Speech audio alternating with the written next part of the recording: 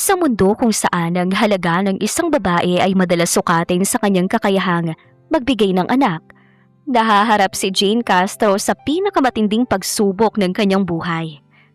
Matapos ma-diagnose na may premature ovarian failure, gumuho ang kanyang mga pangarap na magkaroon ng sariling pamilya. Ngunit ang mas matinding sakit ay ang pambabaliwala at pang-iinsulto ng kanyang ex-boyfriend na si Ethan na ipinamukha sa kanya na wala siyang halaga matapos nitong mabuntis ang bagong kasintahan. Sa gitna ng matinding puot, pang-aapi at nauubos na oras, nangako si Jane. Mabubuntis siya at magkakaroon ng anak bago pa maisilang ang bata ng kanyang ex. Dito papasok si Patrick Sandejas, isang napakayaman, dominante at makapangyarihang bilyonaryo na walang paniniwala sa pag-ibig. Ngunit may malaking balakid sa kanyang negosyo. Kailangan niyang magpakasal sa lalong madaling panahon upang makuha ang pamanang shares ng kanyang lolo at hindi ito mapunta sa kanyang sakim na tiyuhin. Ang dalawang taong may magkaibang layunin ngunit parehong may matinding pangangailangan ay magtatagpo sa isang hindi inaasahang pagkakataon. Isang gabi, isang matapang na alok ang mabubuo. Isang sperm contract at fake na kasal na magbibigay kay Jane ng anak at kay Patrick ng kanyang pamana. Walang emosyon, walang usapan ng pag-ibig, puro negosyo at kasunduan lamang. Ngunit ano ang mangyayari kapag ang lalaking asawa mo sa papel ay maging bago mo palang CEO at boss sa opisina? Sa gitna ng mga lihim na titig at mga banta ng nakaraan, unti-unting lalabo ang hangganan ng kasunduan. Kakayanin ba nilang panatilihang malamig ang kontrata o ang anak nila ang maging daan sa isang walang kapantay na tunay na pag-ibig? Magandang araw, Angels. Isang full story ang nais kong ibahagi sa inyo na siguradong magbibigay kilig at inspirasyon sa bawat isa.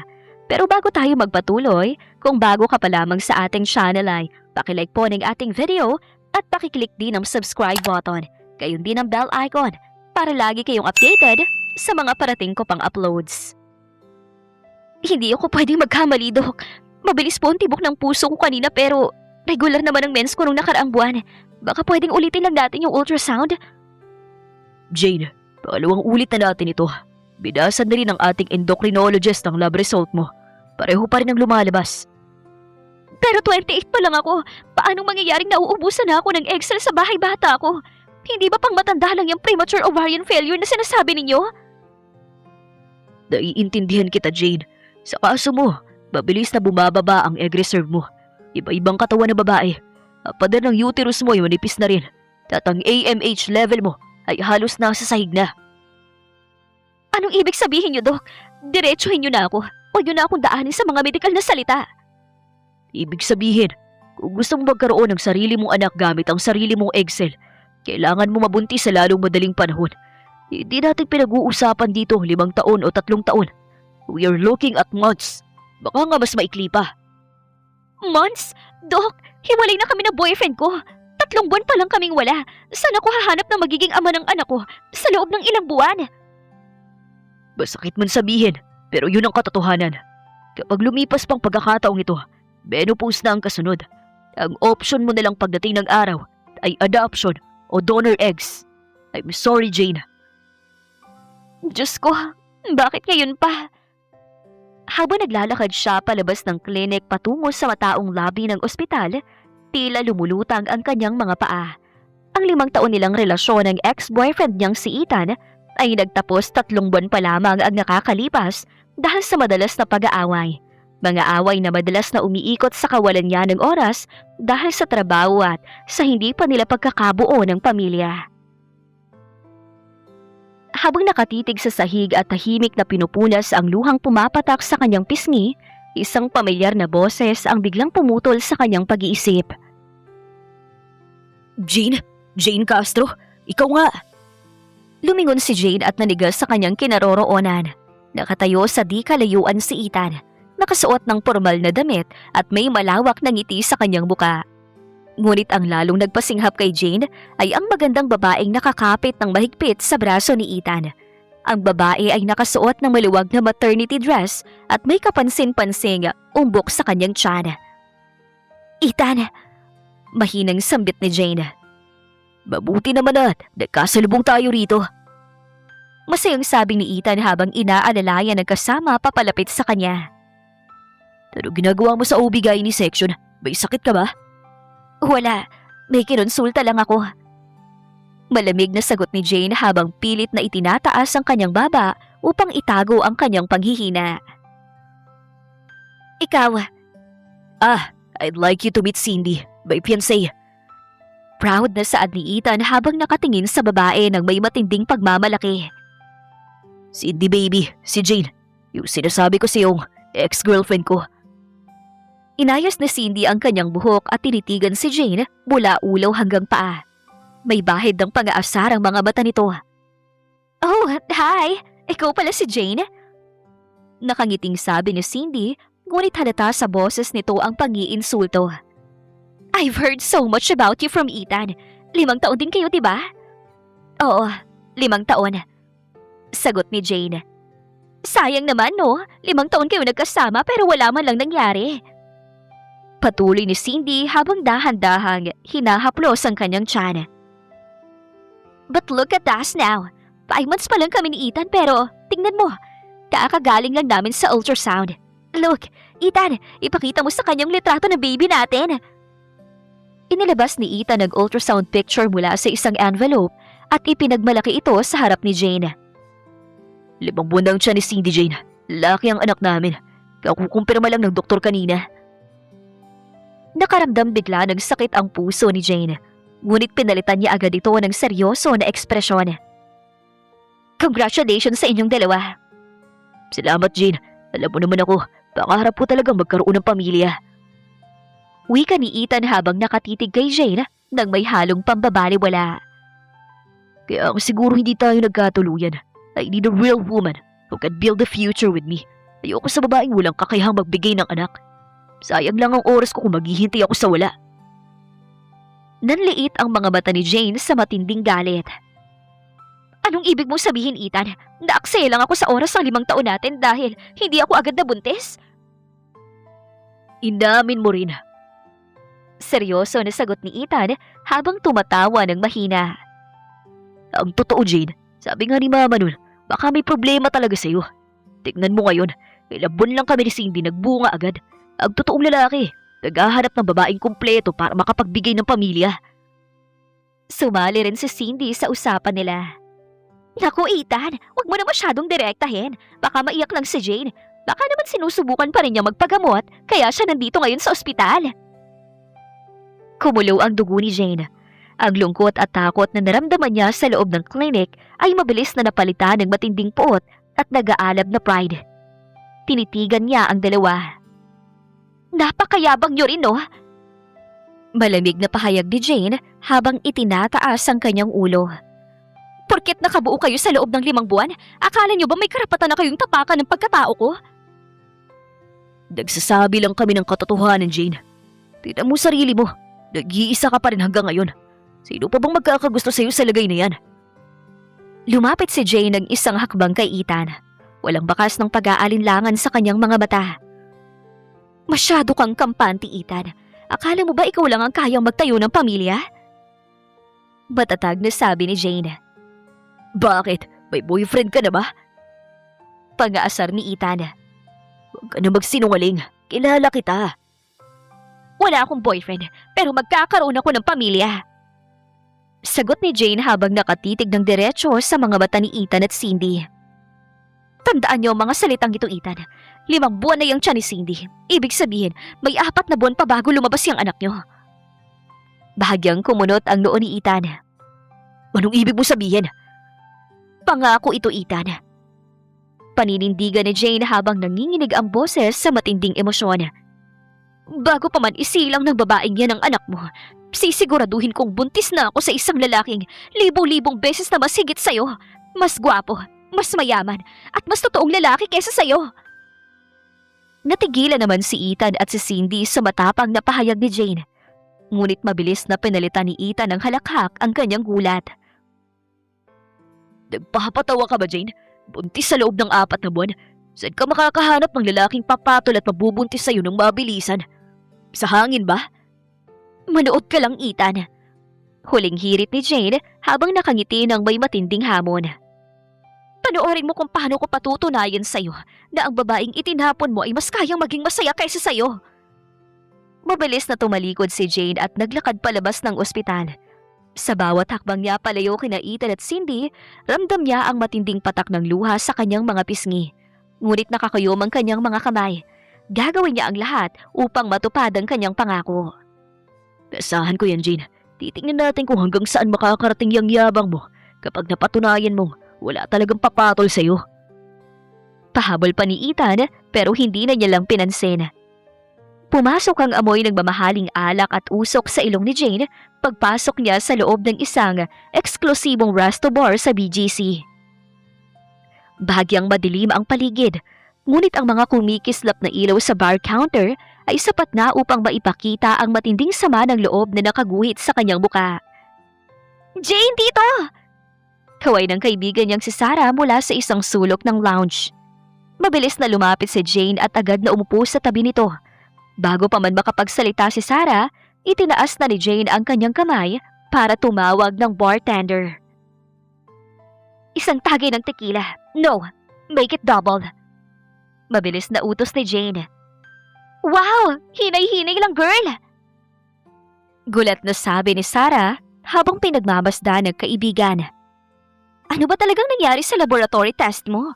At bakit parang nakakita ka ng multo dyan sa mukha mo? Inisang lagok ni Jane ang alak na inihain sa kanya bago humarap kay Sarah.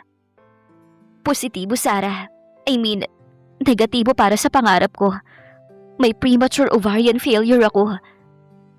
Napatakip ng bibig si Sarah. Ano? Paano? Paanong nangyari yun? Mabilis daw na nauubos sa mga egg cell ko. Sabi ng OB-GYN, kung gusto kong magkaanak, kailangan kong mabuntis sa lalong madaling panahon. As in ngayon na, dahil sa mga susunod na buwan, baka hindi na talaga ako magkaroon ng pagkakataon kailanman. Diyos ko, Jane, pero hiwalay na kayo ni Ethan. Paano ka? At yun pang isang masamang balita. Pagputol ni Jane sa kaibigan habang muling pagpapasali ng alak. Nakasalubong ko si Ethan sa labas ng klinik kasama ang bago niyang babae. At guess what? Buntis si Cindy ng 5 buwan. Nanlaki ang mga bata ni Sarah. Ang kapal na muka! Kaya pala nakipaghiwalay sa'yo dahil nakabuo na sa iba! Ininsulto nila ako, Sarah. Sinabihan ako ni Ethan na hindi raw ako totoong babae dahil wala akong kakayahang magbigay sa kanya ng anak. Nanginginig ang boses na kwento ni Jane habang mariing nakahawak sa kanyang baso. Kaya nangako ako sa harap nilang dalawa. Sinabi ko na bago manganak ang babaeng yun, magbubuntis ako sa isang lalaking masikip pa sa kanya. Nasisiraan ka na ba ng bait, Jane? Halos pasigaw na sabi ni Sarah. Saan ka naman makakahanap ng lalaking papayag na buntisin ka agad-agad? Hindi larong pagkakaroon ng anak, ha? Kailangan ko lang ng sperm donor, Sarah. Kahit wag na siyang maging ama, kahit wag na siyang magpakasal sa akin, kailangan ko lang ng lalaking may magandang lahi para mabuo ang anak ko at maipamukha ko kay Ethan na hindi ako baog. Samantala, sa VIP booth na ilang hakbang lang ang layo mula sa kinaroroonan ni Jane, nakaupo ang isang matangkad na lalaking naka-unbuttoned na barong at formal na trouser. Si Patrick Sandejas. Tahimik niyang iniikot ang alak sa kanyang baso habang nakikinig sa matandang lalaking nasa tapat niya. Kailangan mo magpakasal bago ang ika-30 kaarawan mo sa susunod na buwan, Patrick. Seryosong pahayag ni Attorney Lazaro, ang pampamilyang abogado ng mga Sandejas. Yun ang malinaw na nakasaad sa huling habilin ng lolo mo. Kung mananatili kang binata, ang 55% ng shares ng Sandejas Enterprises ay direktang mapupunta sa uncle mo. Hindi ko ipamibigay ang kumpanyang pinagpaguran kong palaguin para lang sa isang walang kwentang papel. Malamig na tugon ni Patrick. I don't believe in marriage, Lazaro. Marriage is a trap. Then find a temporary wife. Giit ng abogado. Kumuha ka na babaeng kakailanganin ng pera mo at hindi ka guguluhin ng mga emosyon at demands pagkatapos ng kontrata. Bago pa makasagot si Patrick, mariing pumailan lang ang boses ni Jane mula sa kalapit na mesa. Wala akong hangad sa buhay. Kailangan ko lang ng lalaking magbibigay sa akin ng anak. Ngayon din. Napatigil si Patrick. Lumingon siya sa kinaroroonan ng babaeng nagsasalita. Nakita niya ang isang magandang babae na may matatapang na mata. Bagaman halatang may bahid ng kalasingan at matinding sama ng loob, isang pilyong ngiti ang unti-unting gumuhit sa labi ng bilyonaryo. Lazaro, Tawag ni Patrick sa abogado habang inaalis ang tingin kay Jane. sa tingin ko, naanap ko ng solusyon sa problema natin. Tumayo si Patrick mula sa kanyang upuan at dahan-dahang naglakad patungo sa mesa ni Jane. Eksaktong tumayo rin si Jane para pumunta sa banyo. Ngunit dahil sa hilo ay nawalan siya ng balanse at diretso siyang nabangga sa matigas na balikat ni Patrick. Wow, miss. Mag-ingat ka. Hawak ni Patrick sa dalawang balikat ni Jane upang hindi ito matumba. Inangat ni Jane ang kanyang ulo. Salubong ang kilay niyang tinitigan ang napakagwapong mukha ng lalaki. Matangos ang ilong, matalim ang mga mata at may aurang nagpapahiwatig ng napakataas na kapangyarihan. Bitiwan mo ako! Kaya kong sarili ko! Inis na pabulong ng dalaga. Narinig ko ang usapan ninyo ng kaibigan mo. Direktang pahayag ni Patrick habang nakatitig sa mga mata ni Jane. Naghahanap ka ng lalaking magbibigay sa iyo ng anak ng mabilisan. At ako naman, naghahanap ng babaeng papayag na maging asawa ko ng mabilisan. Kumunot ang noo ni Jane. Bahagyang nauntog ang kamalayan sa sinabi ng estranghero. Anong pinagsasasabi mo? Inilapit ni Patrick ang kanyang buka sa tenga ni Jane. I am Patrick Sandejas at may alok ako sa iyo na babago sa buhay nating dalawa. Nakaupo si Jane sa loob ng napakalawak na opisina ni Patrick sa pinakatuktok na palapag ng Sandejas Tower. Sa harap niya ay nakalapag ang 5 pahinang dokumento na may pamagat na marriage and parental agreement. Sa kabila ng marangyang palamuti ng silid, ang lamig ng aircon ay tila ba mas lalong nagpapatindig ng balahibo niya. Gusto kong maging malinaw ang lahat, Miss Castro. Ang kasal na ito ay isang legal na kontrata lamang. Magiging mag-asawa tayo sa papel sa loob ng 1 taon upang matugunan ang huling habilin ng lolo ko. Inayos ni Jane ang kanyang salamin at mabilis na binuklat ang bawat pahina. At kapalit niyan, papayag kang maging ama ng anak ko? Hindi lang basta magiging ama. Mabilis na correction ni Patrick. Ibibigay ko sa iyo ang pinakamahuhusay na mga eksperto at OBGYN sa bansa. Sasagutin ko ang lahat ng gasto sa ospital, gamot at anumang kinakailangan medikal na proseso para masigurong mabubuntis ka bago matapos ang taong ito. At kapag nakuha mo ng pamana mo at naisilang ko ng bata? Tanong ni Jane habang nakatitig ng diretsyo sa mga mata ng bilyonaryo. Magpuproseso tayo ng annulment ng tahimik. Malamig na sagot ni Patrick. Magbibigay ako ng sapat na child support, isang bahay sa isang eksklusibong subdivision, at pundong magagamit mo para sa pagpapalaki sa bata. Walang emosyon na sangkot, walang istorbo sa personal na buhay ng bawat isa pagkatapos ng kontrata. Pure business. Tinitigan ni Jane ang pirmahan sa dulo ng huling pahina. Naalala niya ang sarkastikong ngiti ni Ethan at ang pambabaliwala nito sa kanya sa ospital. Naalala rin niya ang boses ng doktor na nagsasabing na uubusan na siya ng oras. Si Patrick Sandejas ay mayaman, gwapo at mula sa isang kilalang angkan. Mga katangiang higit pa sa kayang iabot ng ex-boyfriend niya. May isang kondisyon ako bago ako pumirma. Seryosong pahayag ni Jane habang ibinababa ang papel. Bahagyang itinaas ni Patrick ang kanyang kilay. Sa posisyon ka ba para maglatag ng kondisyon, Miss Castro? Nasa posisyon ako dahil ako ang magdadala ng bata sa tiyan ko sa loob ng 9 na buwan. Matapang na tugon ni Jane. Gusto ko ng natural na paraan. Napatigil si Patrick sa kanyang pag-ikot ng ballpen. Lapasinghap siya ng bahagya habang pinalitan ng isang nakakalokong ngiti ang kanyang seryosong muka. Natural na paraan?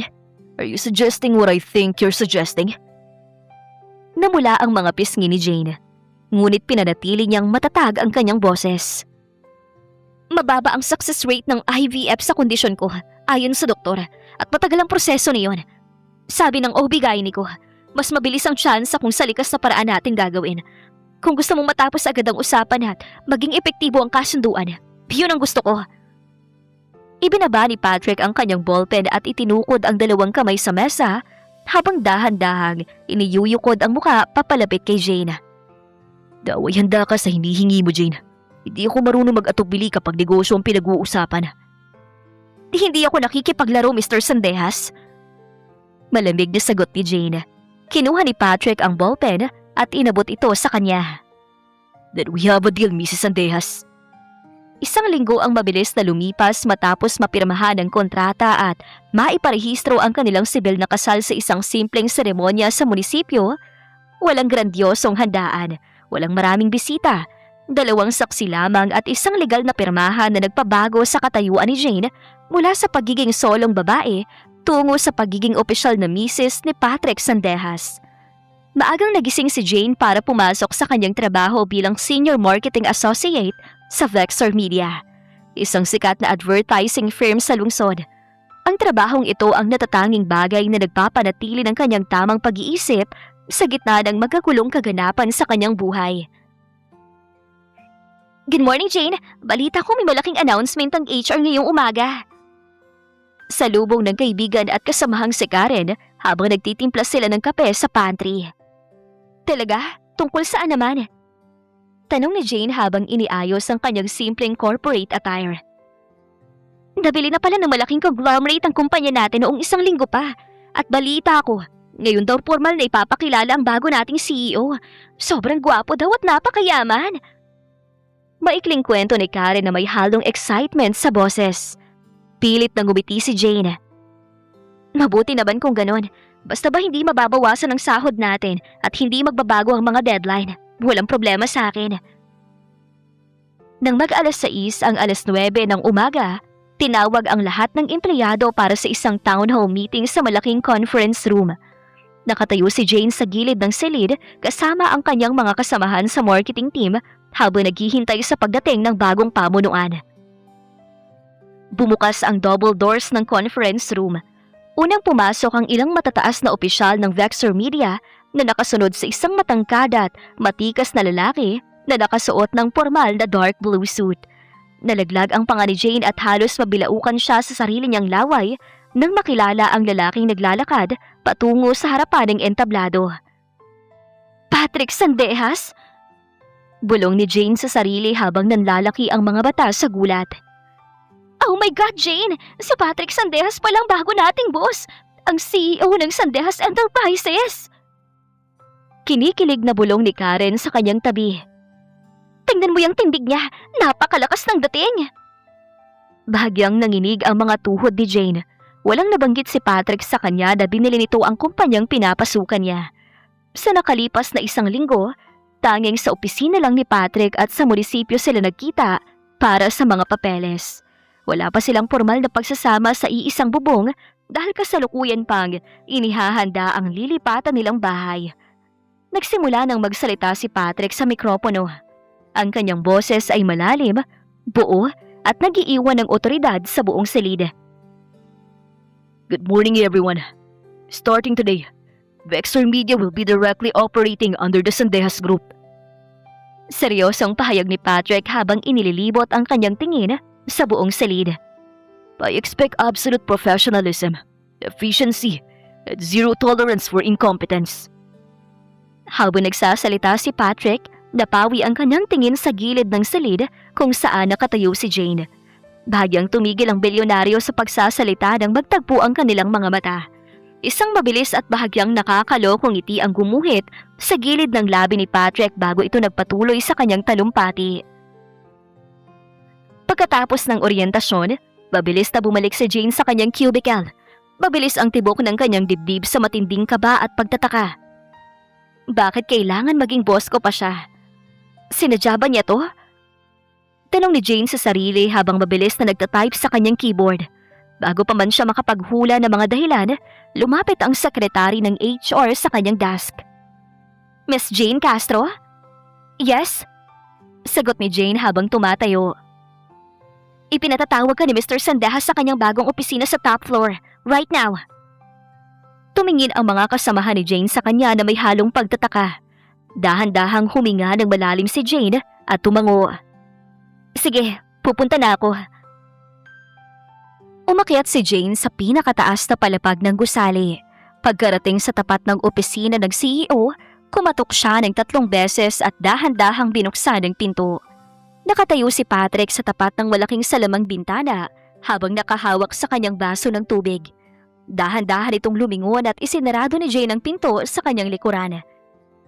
Mr. Sandejas, anong ibig sabihin ito? Direktang tanong ni Jane. Bakit mo binili ang Vexor Media? At bakit hindi mo sinabi sa akin na ikaw ang magiging boss ko? Humarap si Patrick at dahan-dahang lumapit sa kanya.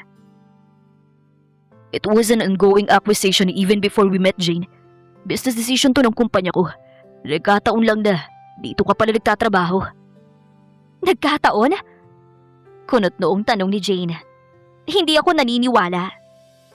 Tumigal si Patrick sa harap mismo ni Jane.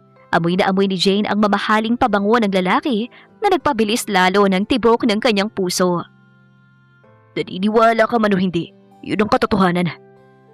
Malamig na sabi ni Patrick. At saka, mas mabuti na rin ito. Mas madali kitang mababantayan at mas madali nating maitatago ang kasunduan natin kung nasa ilalim ka ng paningin ko. Bantayan? Hindi mo ko kailangan bantayan na parang bata, Patrick. Inilapit ni Patrick ang kanyang buka sa tenga ni Jane at bumulong ng malambing, ngunit may paninindigan. Kailangan, Mrs. Sandejas, dahil simula ngayong gabi, lilipat ka na sa bahay ko at nakahanda ng mga doktor para sa mga susunod nating hakbang. Sumapit ang gabi at formal nang lumipat si Jane sa marangyang mansyon ni Patrick sa isang eksklusibong subdivision sa Taguig. Dala ang 2 malalaking maleta, nakatayo siya sa gitna ng napakalawak na living room habang pinagmamasdan ang minimalist ngunit napaka-eleganteng disenyo ng bahay. Walang masyadong palamuti, puro kulay puti, abo at itim ang paligid na lubos na sumasalamin sa malamig na personalidad ng may-ari nito. Inilagay ko na po ang mga gamit niyo sa master's bedroom, Ma'am Jane. Malumanay na pahayag ni Manang Trining, ang matandang tagapangalaga ng mansyon. Salamat po, Manang, pero iisang silid lang po bang inihanda? Naiilang na tanong ni Jane habang inayos ang strap ng kanyang shoulder bag. Ngumiti ng bahagya si Manang Trining. Opo, ma'am. Yun po ang mahigpit na utos ni Sir Patrick. Pag-asawa na daw po kayo, kaya dapat ay nasa iisang kwarto kayo. Bago pa man makasagot si Jane, narinig na ang tunog ng sasakyan sa labas. Ilang sandali lang ay pumasok na si Patrick habang tinatanggal ang kanyang necktie. Kinuha ni Manang Trining ang suit jacket nito at tahimik na lumayo upang bigyan ng pribadong oras ang dalawa. Nakaayos na bang mga gamit mo? Malamig na tanong ni Patrick habang naglalakad patungo sa bar counter upang maglagay ng tubig sa baso. Oo, pero Patrick, kailangan ba talaga nating magkasama sa iisang kwarto? Diretsahang tanong ng dalaga. Nasa kontrata na magpapakasal tayo, pero wala naman nakasaad na kailangan sa iisang kama tayo matutulog araw-araw. Ibinaba ni Patrick ang baso at dahan-dahang lumapit sa kinaroroonan ni Jane. Ang kanyang mga hakbang ay banayad, ngunit puno ng otoridad na nagpapakaba sa dibdib ng dalaga. May mga kasambahay tayo dito, Jane. At paminsan-minsan, bumibisita ang abogado at ang pamilya ko na walang abiso. Paliwanag ni Patrick habang nakatitig sa mga mata ng dalaga. Kung hiwalay tayo ng kwarto, mabilis nilang madidiskubre na fake na kasalang ito. Saka paano ko bibigyan ng anak? Nakahanda ka bang matalo sa pustahan yun ng ex-boyfriend mo? O sakaling babuko tayo? Natahimik si Jane. Naalala niya ang sargastikong mukha ni Ethan at ang matinding pang-iinsulto nito sa kanyang pagkatao. Umiling siya ng bahagya. Hindi, ayokong matalo. Then we have to make this believable. Pupunta ka na sa itaas at magpalit ng damit. Dadating ang fertility specialist sa loob ng 30 minuto para sa unang konsultasyon natin bilang mag-asawa. Pagkaakyat sa ikalawang palapag, pumasok si Jane sa napakalaking master's bedroom. Pagkatapos magpalit ng simpleng pambahay na damit, dumating na ang doktor, isang kilalang obstetrician, gynecologist na inarkila ni Patrick. Batay sa pinakabagong lab results mo, Jane, kailangan nating samantalahin ang iyong ovulation window na magsisimula sa susunod na 2 araw.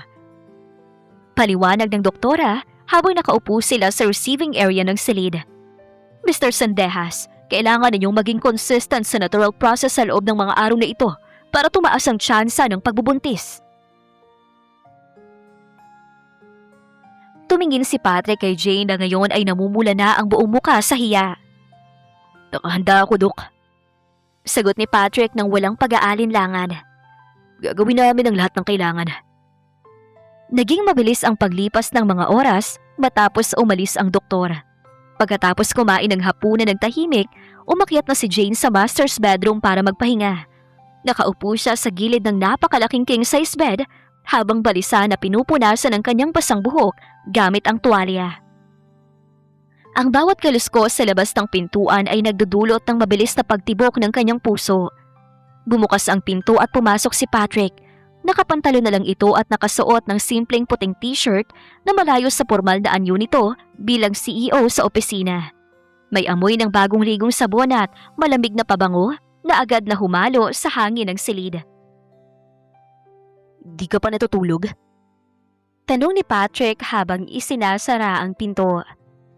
Hindi pa ako dalawin ng antok. Mahinang sagot ni Jane na bahagyang iniiwas ang tingin habang pinaglalaroan ang gilid ng kanyang pajama. Iniisip ko lang yung mga sinabi ng doktor kanina. Lumapit si Patrick at umupo sa kabilang gilid ng kama. Napatingin siya kay Jane na halatang abala ang isip at puno ng kaba ang mga galaw. Kailangan mo mag-relax, Jane. Sabi ng doktor ang masyadong pag-aalala at stress ay nagpapababa ng tsansa ng pagbubuntis. Paalala ni Patrick sa malumanay ngunit seryosong boses. Humarap si Jane sa kanya, bakas ang pangamba sa mga bata. Madaling sabihin yan, Patrick, pero paano ko magre-relax? Buong buhay ko, inakala ko na kapag nabuntis ako dahil yun sa nagmamahalan kami ng partner ko. Pero ngayon, ginagawa natin to batay sa isang kasunduan at mga numero sa kalendaryo. Natahimik si Patrick ng ilang sandali. Tinitigan niya ang dalaga na sa kabila ng katapangan nito sa resto bar at sa opisina ay may itinatagong marupok at nasaktang puso. Hindi ko man maibibigay ang pag-ibig na inaasahan mo, Jane. Baka akaasa ka na, itatrato kita ng may respeto. Malalim na sabi ni Patrick habang nakatitig sa kanya. Hindi lang ito para sa pamana ko, para sa ganti mo kay Ethan. Kasal tayo sa papel at gagawin ko ang responsibilidad ko ng maayos. Magiging mabuting asawa ko sa iyo. Napalunok si Jane sa direktang katapatan ng lalaki. Kahit papaano, nabawasan ang kaba sa kanyang puso dahil sa mga salitang iyon. Walang pambobola, walang fake na pangako, puro katotohanan lamang. Salamat, Patrick. Pabulong na sabi ni Jane. Bukas ang simula ng ovulation period mo ayon sa cycle chart na ibinigay ng OBGYN. Paalala ni Patrick habang dahan-dahang humihiga at iniaayos ang kanyang unan. Nakahanda ka na ba? Tumingin si Jane sa kisame bago dahan-dahang humiga sa tabi nito. Bagaman may ilang pulgadang distansya sa pagitan nila, nararamdaman niya ang init ng katawan ng lalaki. Nakahanda na ako. Gagawin natin ang dapat gawin. Sagot ni Jane habang ipinikit ang kanyang mga mata. Inabot ni Patrick ang switch ng lampara sa gilid ng mesa at pinatay ito, dahilan upang mapuno ng kadiliman at tahimik na tensyon ang buong silid. Sa gitna ng kadiliman, pareho nilang batid na ang susunod na araw ay ang simula ng isang pagbabagong hindi na nila mamayanang maitatwa pa. Lunes ng umaga, masiglang kapaligiran sa Vexor Media dahil sa mga bagong proyektong inilunsad ng Sandejas Group. Sa kabila ng lihim na tensyon sa pagitan nila ni Patrick sa bahay, naging maayos at propesyonal ang pakikitungo ni Jane sa kanyang trabaho. Ayaw niyang isipin ng sino man na nakakuha siya ng espesyal na trato mula sa bago nilang boss. Habang abala sa pag-aayos ng mga presentation slide para sa susunod na client meeting, biglang tumunog ang intercom sa desk ni Jane. Miss Castro, please bring the Q3 marketing analysis to my office now. Malamig na utos ng boses ni Patrick mula sa kabilang linya bago ito mabilis na naputol. Huminga ng malalim si Jane. Kinuha niya ang folder at inayos ang kanyang kasuotan bago umakyat sa top floor. Pagkarating niya sa reception area ng executive suite, nagulat siya na makita ang dalawang pamilyar na muka na nakatayo sa tapat ng pinto ng opisina ni Patrick. Si Ethan at si Cindy. Nanigas ang mga paa ni Jane sa kanyang kinaroroonan. Nakasuot si Ethan ng simpleng barong para sa isang business pitch, habang si Chloe naman ay naka-maternity dress at nakakapit pa rin sa braso ng lalaki. Jane? Gulat na sambit ni Ethan na makita siya. Pagkatapos ay napalitan yon ng isang condescending na ngiti. Pero ginagawa mo rito? Don't tell me nagtatrabaho ka pa rin bilang rank and file employee rito sa Vexor? Tumingala si Jane at pinatigas ang kanyang ekspresyon. Dito ako nagtatrabaho, Ethan. Masama ba? Tumawa ng mahina si Cindy. Babe, akala ko ba sinabi niya nung isang araw na makakahanap siya ng mayamang lalaki na magiging tatay ng anak niya? Bakit parang utusan pa rin siya rito sa malaking kumpanya? Huwag mo nang patulan, Cindy. Sagot ni Ethan habang patingin-tingin kay Jane nang may pang-aasar. Jane, dito kami para mag-present ng catering proposal para sa malaking event ng Sandehas Group. Nakikipag-usap kami sa mga totoong matataas na tao. Baka pwedeng kunan mo muna kami ng kape habang naghihintay kami kay Mr. Sandehas. Pero bago pa man makasagot si Jane ng may pagtitimpi, biglang bumukas ang double doors ng opisina ni Patrick. Lumabas ang bilyonaryo na may hawak na ilang papeles. Nag-iba agad ang aura ng buong hallway sa matinding otoridad na dala nito. Mr. Sandehas, good morning po. Mabilis na bati ni Ethan habang inilalahad ang kanyang kamay ng may malawak na ngiti. Ako po si Ethan mula sa... Hindi malang tiningnan ni Patrick ang nakalabas na kamay ni Ethan. Nilampasan niya ito at direktang lumapit kay Jane. Dahan-dahang inabot ni Patrick ang bewang ni Jane at inilapit ito sa kanyang tabi. Isang kilos na nagpagulat hindi lamang kay Ethan at Cindy, kundi maging kay Jane mismo. You're late with me, foul sweetheart. Malambing ngunit may lalim na boses na sabi ni Patrick habang nakatitig sa mga mata ni Jane. Nalaglag naman ang panga ni Ethan. Sweetheart, Mr. Sandehas, kilala niyo po ang empleyadong ito? Malamig na lumingon si Patrick kina Ethan at Cindy. Ang kanyang mga mata ay parang dalawang matulis na bagay na nakatutok sa dalawa. She's not just an employee. Pahayag ni Patrick sa boses na dumagundong sa buong reception area.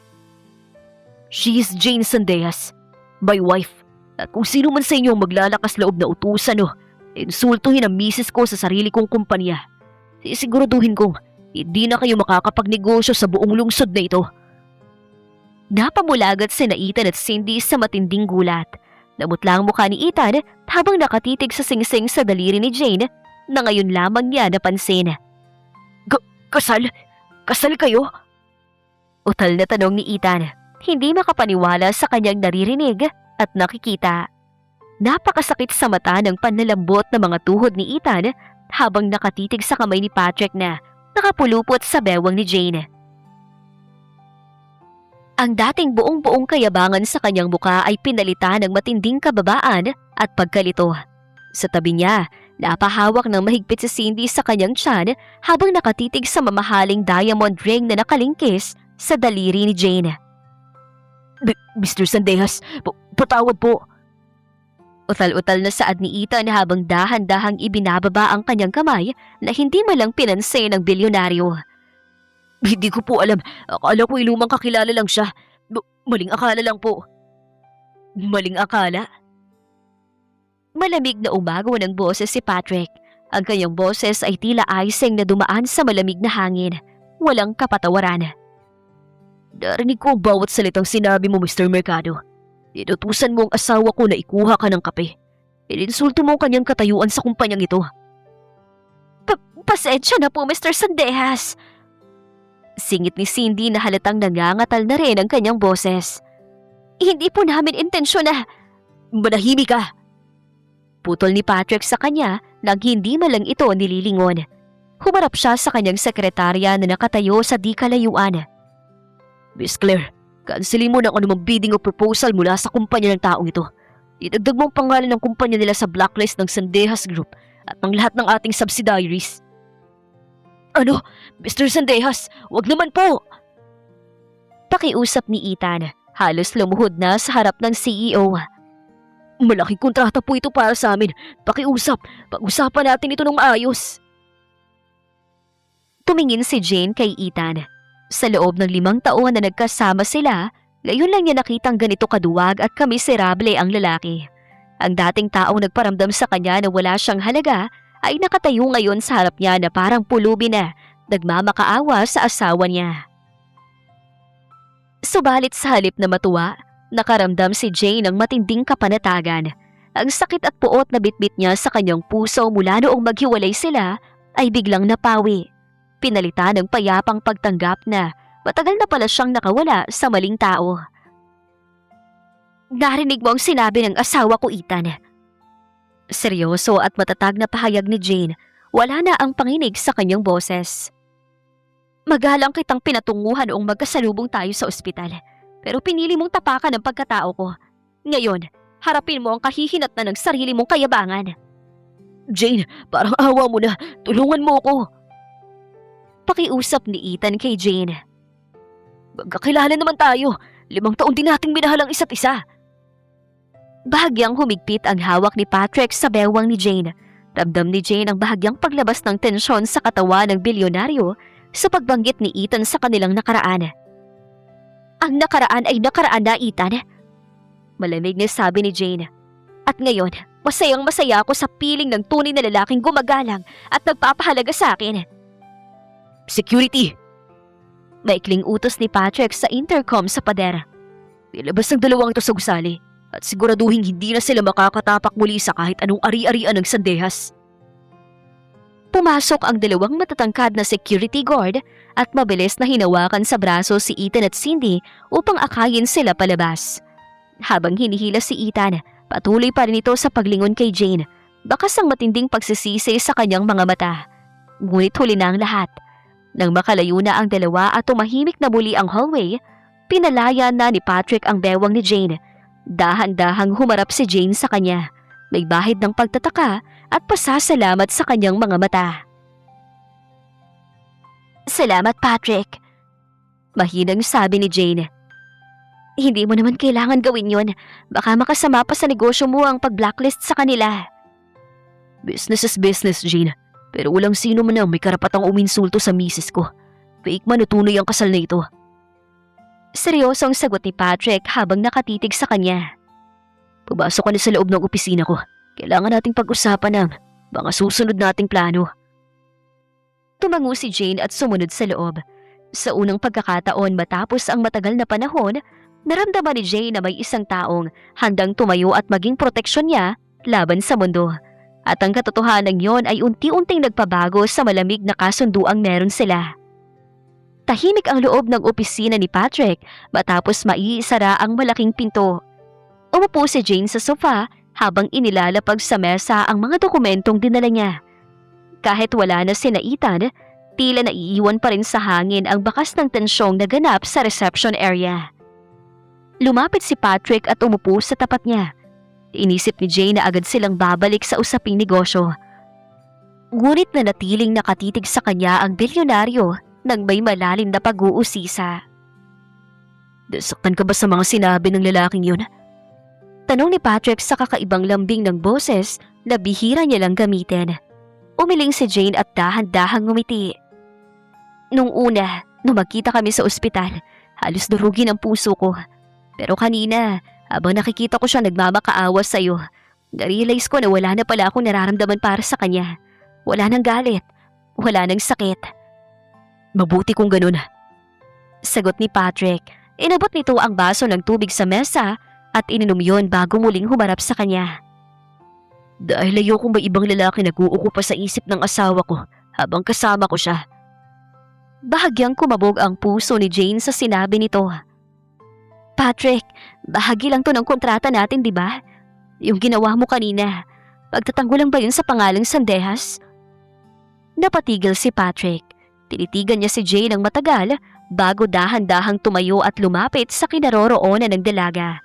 Itinukod niya ang 2 kamay sa magkabilang gilid ng sofa, dahilan upang maipit si Jane sa pagitan ng kanyang mga bisig. Ang amoy ng kanyang pabango at ang init ng kanyang katawan ay agad na nagpabilis ng tibok ng puso ni Jane. Sa tingin mo ba, Jane, pride lang ang dahilan kung bakit ayaw kong may gumagalaw, nag-iinsulto sa'yo?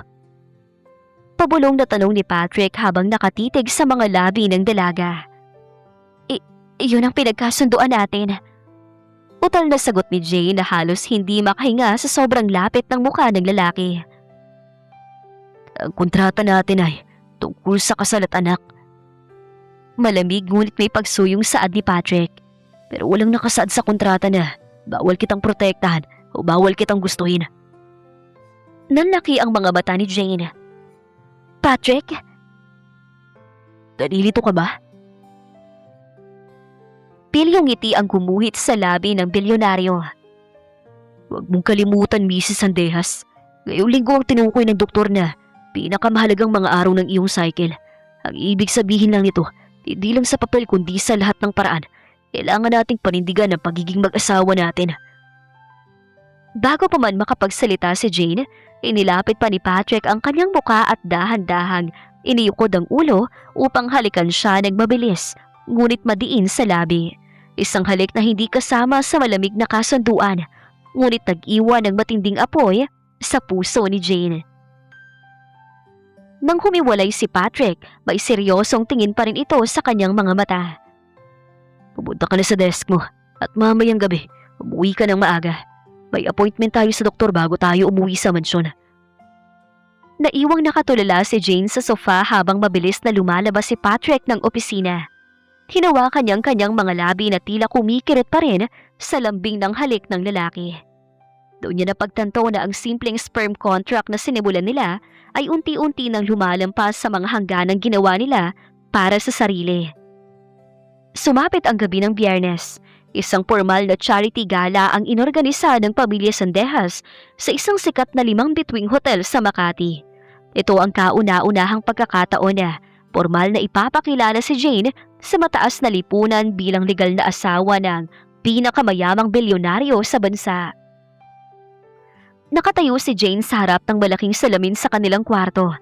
Suot niya ang isang eleganteng emerald green na evening gown na pinalamutian ng maliliit na kristal. Bagay na bagay sa kanyang makinis na balat. Ang kanyang buhok ay maayos na nakatala pataas na lalong nagpalitaw sa ganda ng kanyang leeg at muka. Bumukas ang pinto ng kwarto at pumasok si Patrick na nakasuot ng tailored tuxedo. Napatigil ang bilyonaryo sa pintuan nang makita ang asawa. Sa loob ng ilang segundo, natulala si Patrick habang pinagmamasdan si Jane mula ulo hanggang paa. May mali ba sa suot ko? Naiilang na tanong ni Jane habang iniaayos ang laylayan ng gown. Dahan-dahang lumapit si Patrick. Kinuha niya ang isang mamahaling diamond necklace mula sa velvet box na hawak niya at pinalibot ito sa leeg ni Jane. Ramdam ni Jane ang lamig ng alahas at ang init na mga daliri ni Patrick na dumaan sa kanyang balat. You look gorgeous, Jane. Mahinang bulong ni Patrick sa kanyang tenga. Napakaganda mo. Umayos ang tayo ni Jane at tinitigan si Patrick sa salamin. Salamat. Handa na ako. Alam ko naman kung anong kailangan kong gawin sa harap ng pamilya mo. Jane. Seryosong tawag ni Patrick habang hinahawakan ang dalawa niyang balikat. Dito ang uncle ko na si Don Hector. Siya ang taong gustong kumuha ng mana ko. Matalim ang mga mata niya at hahanapan niya tayo ng kahit anong mali para patunayang fake ng kasalang ito. Be careful. Huwag ka mag-alala. Magaling akong umarte. Sagot ni Jane kahit ramdam niya ang matinding kaba sa kanyang puso. Pagdating sa grand ballroom ng hotel, nakatuon ang lahat ng kamera at paningin ng mga bisita sa kanila. Hawak-hawak ni Patrick ang kamay ni Jane ng napakahigpit ngunit puno ng lambing, habang si Jane naman ay nakangiti ng napaka-sweet sa tabi ng kanyang asawa. Patrick! Nephew! Bati ng isang matandang lalaking may matigas na muka at may hawak na baso ng wine. Si Don Hector. So this is the mysterious woman who captured your heart so suddenly? Good evening, Uncle Hector. Malamig ngunit formal na bati ni Patrick. This is Jane, my wife. Tinitigan ni Don Hector si Jane ng mula ulo hanggang paa na tila ba sinusuri ang bawat anggulo nito. Isang bigla ang kasal. Medyo nakakapagtaka para sa isang taong tulad mo na ayaw sa ideya ng pag-aasawa. Are you sure this isn't just a move to secure your inheritance, Patrick? Naramdaman ni Jane ang paghigpit ng hawak ni Patrick sa kanyang kamay. Bago pa man makasagot si Patrick, dahan-dahang pumasok sa gitna si Jane at ngumiti ng napakaganda kay Don Hector. Don Hector, naiintindihan ko po kung bakit kayo nagtataka. Malumanay at matatag na saad ni Jane habang ipinupulupot ang kanyang kabilang braso sa braso ni Patrick. Si Patrick po ay tila isang matigas na pader sa tingin ng iba, pero sa likod ng mga negosyo at pera, may isang lalaking marunong magmahal at mag-alaga. Hindi po kailangan magtagal ng ilang taon para malaman mong ang taong kasama mo ang gusto mong makasama habang buhay. Tinitigan ni Don Hector si Jane at pagkatapos ay napatingin sa mga mata ni Patrick na nakatitig sa asawa ng may matinding pagmamahal. Walang nakitang kahit anong alinlangan ng matanda. Well, congratulations din. Malamig na sabi ni Don Hector bago tumalikod at lumayo. Nang makalayo ang matanda, huminga ng malalim si Jane. Naniwala ba siya? Tumingin si Patrick kay Jane. Hindi na panggagaya o pag-arte ang nakaguhit sa kanyang mga mata, kundi isang tunay at malalim na emosyon. I don't know about him. Pabulong na sabi ni Patrick habang inilalapit ang kanyang mukha kay Jane. But listening to you say those words, halos naniwala rin ako na totoong lahat ng sinabi mo. Tahimik ang biyahe pabalik sa mansyon matapos ang matagumpay na party. Nakasandal si Jane sa pintuan ng mamahaling sasakyan habang nakatingin sa mga ilaw ng lungsod na mabilis na dumadaan sa bintana. Ang mga salitang sinabi niya kay Don Hector kanina ay patuloy na nagre-replay sa kanyang isip. Hindi po kailangan magtagal ng ilang taon para malaman mong ang taong kasama mo ang gusto mo makasama habang buhay. Bumagabag sa katahimikan ng sasakyan ang tunog ng cellphone ni Patrick. Sinagot ito ng bilyonaryo gamit ang hands-free Bluetooth system ng sasakyan. Yes, Attorney Lazaro. Formal na bate ni Patrick habang nakahawak sa manibela. Patrick, magandang balita. Maririnig ang boses ng abogado sa speakers. Nakatanggap ako ng sulat mula sa lupo ng Sandejas Estate dahil sa matagumpay na pagpapakilala mo sa asawa mo sa party at sa mga legal na dokumentong na isumiti natin. Formal nang inililipat ang 55% ng share sa pangalan mo. Ang pamana ng lolo mo ay ganap ng sayo. Nakahinga ng malalim si Patrick. Mabuti naman. Maraming salamat, Lazaro. Mabilis nating natapos ang misyon, Patrick. Ngayon, kailan niyo planong simulan ng annulment papers para paghandaan ang pagtatapos ng kontrata niyo matapos isilang ang bata? Tanong ng abogado. Biglang pumatak ang matinding katahimikan sa loob ng sasakyan. Tumingin si Patrick kay Jane. Nakita niya ang mabilis na pagbabago sa ekspresyon ng mukha ng dalaga mula sa pagiging komportable patungo sa malamig at malungkot na pagtanggap. Pag-uusapan natin yan bukas sa opisina, Lazaro. I'm driving right now. Mabilis na putol ni Patrick sa usapan at agad na pinatay ang tawag. Ilang minutong walang nagsasalita sa kanila habang patuloy sa pagtakbo ang sasakyan. Nang makarating sila sa garahe ng mansyon at mamatay ang makina, hindi agad gumalaw si Jane. Jane. Panimula ni Patrick. Humarap si Jane sa kanya habang nakaguhit sa kanyang labi ang isang pilit na ngiti. Congratulations, Patrick. Nakuha mo ng pamana mo. Ibig sabihin, kalahati na ng kontrata natin ang natutupad. Kumrot ang noo ni Patrick. Ayaw niya ng ganoong tono mula sa dalaga. Jane, huwag mong itindihin ang sinabi ni Lazaro. Abogado siya. Trabaho niyang isipin ang mga legal na hakbang. Pero yun naman talagang totoo, di ba? Mahinang tanong ni Jane habang dahan-dahang tinatanggal ang kanyang safety belt. Nakuha mo na ang gusto mo. Ang natitira na lang ay ang bahagi ko. Ang mabuntis ako at magkaanak. Pagkatapos na yun, maghihiwalay na tayo gaya na nakasaad sa kontrata. Ganun na lang ba yun sa'yo? Bakas ang bahagyang inis sa boses ni Patrick. Parang kanina lang sa gala. Napakagaling mo magsalita tungkol sa pagmamahal at pag-aalaga. Paghahati lang ba talagang lahat ng yun para sa'yo? Napatitig si Jane sa kanya. Hurt by his accusation. Ako pang tinatanong mo kung pag-arte lang yun, Patrick? Ikaw ang nakipagkasundo. Ikaw ang naglagay ng mga limitasyon sa buhay natin. Sinusunod ko lang ang rules mo. Iba nang lagay ngayon, Jane. Medyo tumaas ang boses ni Patrick habang nakatitig sa kanyang mga mata. Di mo ba nararamdaman na nagbabago ng lahat sa atin? Paano magbabago ang lahat kung nakatali pa rin tayo sa isang pera-perasong papel?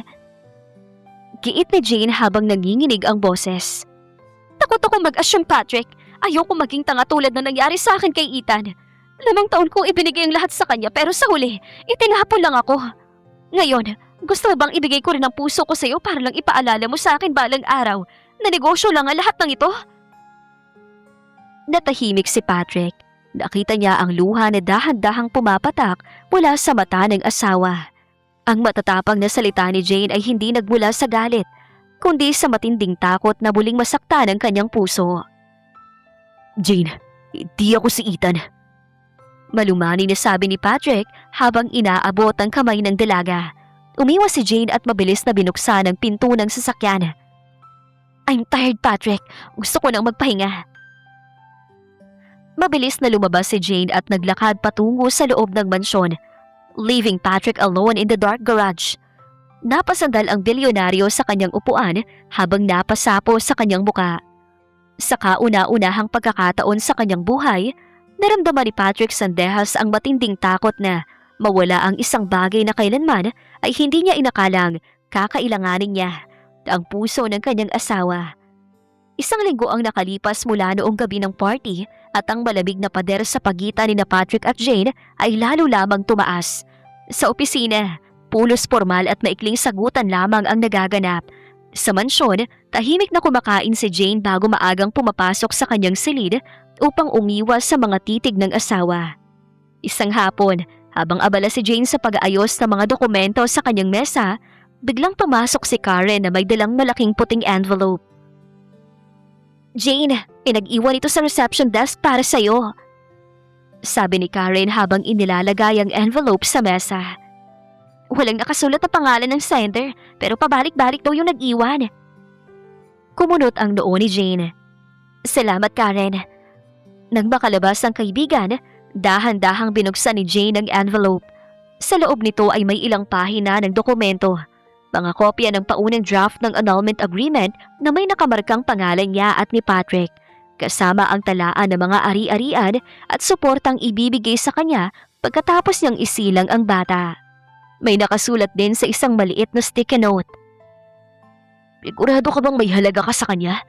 Hanggang ngayon, hinahanda na ng abogado niyang pagtatapos sa iyo pagkatapos ng lahat. Napahawak si Jane sa kanyang dibdib. Bagaman alam niyang bahagi ito ng kontrata, ang makita ang opisyal na draft na nakasulat sa papel ay parang isang matulis na bagay na direktang tumama sa kanyang puso. Habang nakatitig sa mga papel, biglang bumukas ang pinto ng kanyang cubicle at lumitaw si Patrick. Jane, kailangan nating pumunta sa klinik ngayon. Tumawag ang OB-GYN para sa blood test result mo. Napatigil si Patrick nang makita ang hawak ni Jane at ang mga luhang tahimik na dumadaloy sa pisngi ng dalaga. Mabilis na bumaba ang tingin ng binata sa mesang kinaroroonan ng mga papeles na may tatak ng opisina ni Attorney Lazaro. Saan mo nakuha yan? Mabilis at seryosong tanong ni Patrick habang lumalapit. Tumingala si Jane, puno ng sakit at pagtatampo ang mga mata. Ano to, Patrick? Akala ko ba nag-uusap pa lang kayo ng abogado mo, pero nakahanda na palang lahat. Hinihintay niyo na lang ba na nabuntis ako para tuluyan mo na akong palitan at itapon? Jean, makinig ka muna sa akin. Hawak ni Patrick sa dalawang balikat ng dalaga, ngunit mabilis itong kumawala. Huwag mo ko hawakan! Sigaw ni Jane na nagpalingon sa ilang empleyadong nasa malapit. Pumayag ako sa kontratang to dahil desperada ako. Dahil wala akong pag-asa at gusto kong patunayan ang sarili ko. Pero hindi ko alam na ganito pala kasakit na tratuhin bilang isang kasangkapan lang. Hindi kita tinatrato bilang kasangkapan. Galit ngunit may pagmamakaawang sigaw ni Patrick. Si Don Hector o si Ethan man na nagpadala niyan para sirain tayo. Hindi yan ang gusto ko. At ano ang gusto mo, Patrick? Pasigaw na tanong ni Jane habang patuloy sa pag-agos ang kanyang mga luha. Akala ko ba nung nakaraan, sabi mo nag-ibang samahan natin. Pero ngayon, gusto mo ko ulit maging asawa sa papel, maging ina ng anak mo.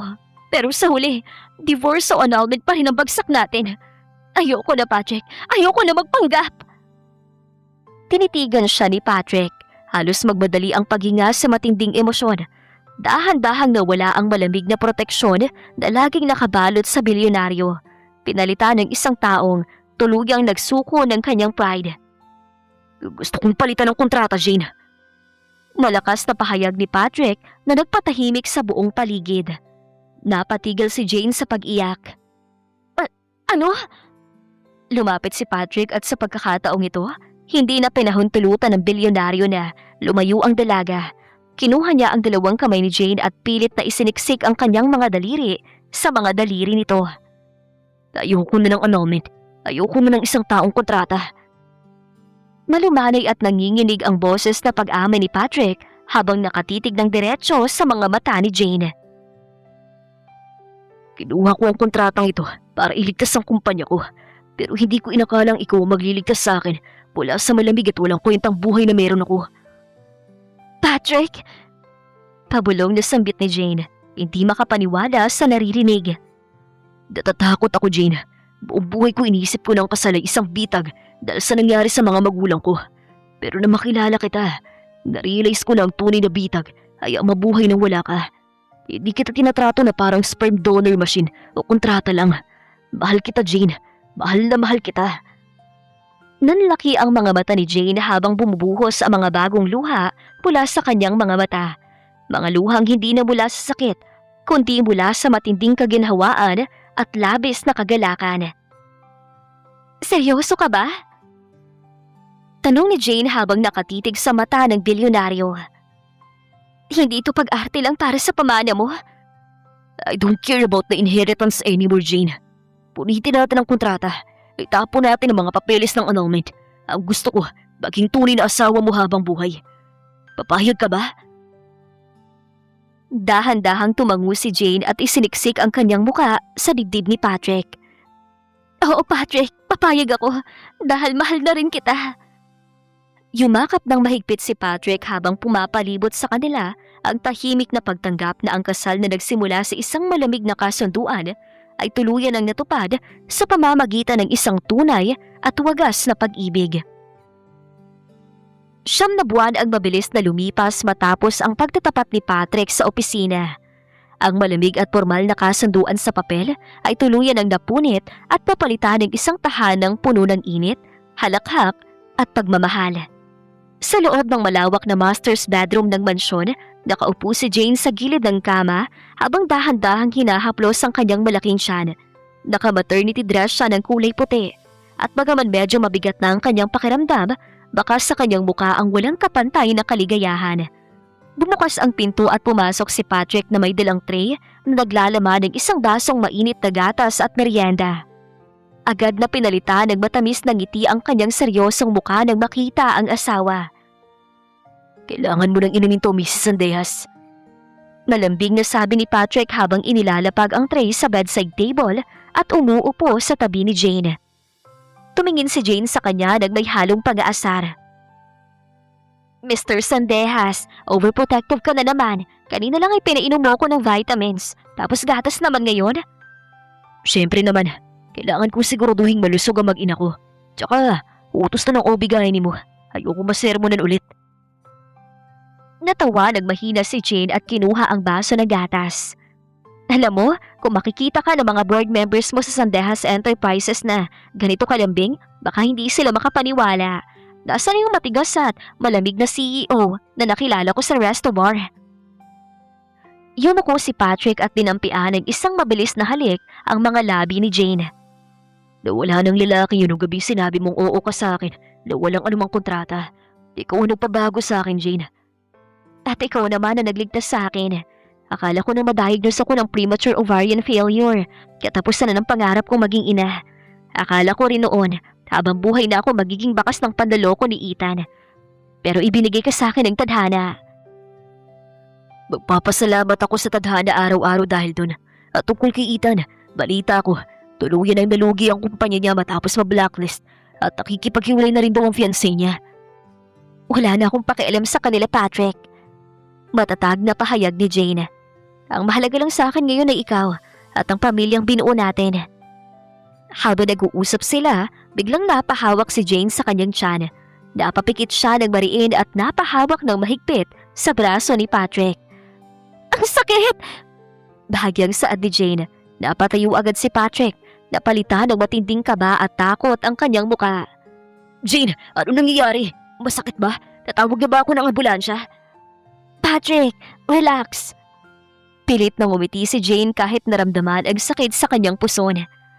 Pumutok na yung panubigan ko. Manganganak na ako. What? Okay. Don't panic. Natatarantang sigaw ni Patrick habang pabalik-balik sa silid. Kinuha niya ang baby bag. Pagkatapos ay binitiwan ito at muling hinawakan si Jane. I mean, ako palang nagpapanik. Kaya mo ba maglakad? Patrick Sandehas, huminga ka ng malalim. Natatawang pakiusap ni Jane sa kabila ng sakit. Dahan-dahan mo lang akong alalayan pababa. Mabilis silang nakarating sa pinakamalaking pribadong ospital sa lungsod. Sa loob ng delivery room, hindi binitiwan ni Patrick ang kamay ni Jane kahit isang segundo. Nakasuot siya ng hospital gown at pasugid na nakatitig sa asawa habang pinapawisan ito at naghihirap sa pag-ire. Kaya mo yan, sweetheart. I'm right here. Bulong ni Patrick habang pinupunasan ang noo ni Jane at mahigpit na hawak ang kamay nito. I'm so proud of you. Ouch! Huling ire ni Jane kasabay ng pagbuhos ng lahat ng kanyang lakas. Ilang sandali lang, pumailan lang ang isang malakas at malinaw na iyak ng isang sanggol sa buong silid. It's a healthy baby girl! Masayang pahayag ng OBGYN habang itinataas ang maliit at kulay pink na sanggol. Tuluyang napaluha si Jane sa labis na kagalakan. Si Patrick naman na kilalang hindi kailanman umiiyak sa harap ng kahit kanino ay naramdaman ang pagtulo ng maiinit na luha sa kanyang mga pisngi habang nakatitig sa kanyang anak. Matapos linisin at balutin sa malambot na kumot, dahan-dahang inilapag ng nurse ang sanggol sa dibdib ni Jane. Lumapit si Patrick at yumuko, pinalibutan ng kanyang mga bisig ang dalawa. Tingnan mo siya, Patrick. Pabulong na sabi ni Jane habang nakatitig sa magandang mukha ng baby na may matangos na ilong ng tulad ng sa ama. Napakaganda niya. Hawig na hawig mo siya, Jane. Tugon ni Patrick habang dahan-dahang hinahaplos ang maliit na kamay ng sanggol na agad na kumapit sa kanyang daliri. Anong ipapangalan natin sa kanya? Tumingin si Jane sa mga mata ng kanyang asawa. Gusto ko Hope. Hope Sandehas. Dahil siyang simbolo ng pag-asa na ibinigay natin sa isa't isa noong mga oras na akala natin ay wala ng pag-asa ang buhay natin. Hope. Perfect. Nakangiting sang-ayon ni Patrick. Yumuko siya at hinalikan ang noo ni Jane at pagkatapos ay ang noo ng kanilang anak. Maraming salamat, Jane. Binigyan mo ng tunay na kahulugan ng buhay ko. Salamat din, Patrick. Nagsimula man tayo sa isang fake na kasal at kontrata. Nakahanap ako ng pinakatotoong pag-ibig sa piling mo. Nakatitig silang dalawa sa kanilang anak habang ang liwanag ng umaga ay dahan-dahang pumasok sa bintana ng silid. Isang patunay na ang kwentong nagsimula sa galit, pride at desperasyon ay tuluyan ang nagbunga ng isang pamilyang puno ng wagas, tunay at walang katapusang pagmamahal. Tahimik ang paligid sa malawak na garden sa likod ng mansyon sa Taguig. 2 taon na ang nakalipas mula nang isilang si Hope at ang dating malamig at formal na tahanan ni Patrick ay puno na ngayon ng kulay, laruan at malalakas na halakhak ng isang maliit na bata. Nakatayo si Jane sa beranda habang pinagmamasdan si Patrick na nakaluhod sa damuhan at hinahabol si Hope na hawak ang isang kulay rosas na duster. Malayo na ito sa nakakatakot at seryosong CEO ng Sandehas Enterprises. Sa tuwing kasama nito ang anak, nangingibabaw ang pagiging isang mapagmahal at masayang ama. Lumapit si Patrick sa beranda habang karga-karga si Hope na patuloy sa pagtawa. Busy Sandehas, huli na naman ang anak mo. Ayaw pa rin pumasok para maligo. Natawa si Jane at kinuha ang bata mula sa bisig ng asawa. Anak natin, Patrick, at huwag mo ko isumbong. Ikaw kayang laging nagpapalaki ng ulo niyan sa tuwing binibilhan mo na bagong laruan. Hinalika ni Patrick si Jane sa pisngi bago pinalibutan ng kanyang mga bisig ang bewang ng asawa habang nakatitig sa lumulubog na araw sa kalangitan. Salamat, Jane. Mahinang bulong ni Patrick. Para saan? Para sa pamilyang ito. Nakala ko nung una, ang pinakamahalagang pamana na matatanggap ko sa buhay na ito ay ang mga shares at ari-arian ng Sandehas Enterprises. Pero nung pumasok ko sa buhay ko at dumating si Hope, Na-realize ko ng tunay na wealth ay hindi nasusukat sa pera sa bangko, kundi sa taong nakahandang samahan ka sa kabila ng lahat. Humarap si Jane sa kanya at dahan-dahang ngumiti. Nagsimula man tayo sa galit, takot at isang pira-pirasong kontrata. Panalo pa rin tayo sa huli dahil pinili natin ang pagmamahal. Yumuko si Patrick at dinampian ng isang matamis na halik ang mga labi ni Jane, habang si Hope ay pumalakpak sa gitna nilang dalawa. Wala nang mga pagpapanggap, wala na ang mga lihim na kasunduan. Ang natitira na lamang ay isang pamilyang binuo ng tadhana at pinatibay ng tunay na pag-ibig. Hindi ang nakaraan o ang panloloko ng iba ang nakatakda ng iyong halaga, kundi ang kakayahan mong bumangon at piliing maging masaya. Ang tunay na pag-ibig ay hindi matatagpuan sa mga perpektong pagkakataon. Madalas itong tumutubo sa gitna ng mga hindi inaasahang pagsubok at kasunduan. Ang totoong yaman ng isang tao ay wala sa kapangyarihan o salapi, kundi sa tapang na maging tapat sa sarili at magmahal ng walang takot na masaktan.